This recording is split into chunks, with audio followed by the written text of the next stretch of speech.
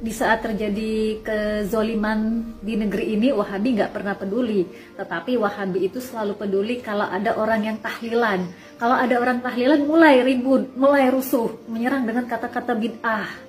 Kalau ada wanita muncul seperti saya, muncul di medsos menunjukkan wajah, mulai ribut gitu. Tetapi ketika ada koruptor yang korupsi sebesar 300 triliun dijatuhi hukuman hanya 6,5 tahun, Wahabi nggak pernah peduli. Wahabi justru lebih peduli dengan ngurusin muka wanita yang padahal muka wanita itu bukan aurat. Wahabi itu lebih peduli dengan urusan perintilan, tahlilan seperti itu. Begitu ya karakternya Wahabi. Tahlilan adalah amalan bid'ah, maka harus terus disampaikan kepada umat karena bid'ah lebih bahaya dari maksiat. Sufyan Ats-Tsauri mengatakan setan itu, iblis itu lebih mencintai bid'ah daripada maksiat. Kenapa? Karena kalau bid'ah itu sudah dilakukan, orang rata-rata meyakini baik. Kalau maksiat rata-rata orang melakukan dengan dasar ada suatu keyakinan jelek. Coba sekarang antum datang kepada kerumunan orang-orang judi. Pak, tolong dong Pak, berhenti judi, kan nggak bagus. Dia masih sadar.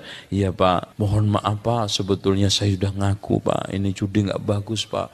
Cuman gimana ya Pak, kalau nggak judi pusing. Gitu.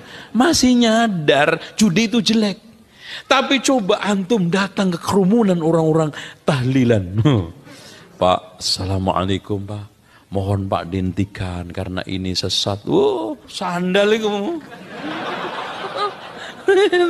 Terbang sandal. Itu sesat dikit-dikit bid'ah sesat. Lu aja yang masuk surga. Ini dia alasan mengapa Salafi kelihatan diam terhadap kezaliman yang terjadi di negeri ini. Mereka sebenarnya hanya menjalankan wasiat Rasulullah sallallahu alaihi wasallam.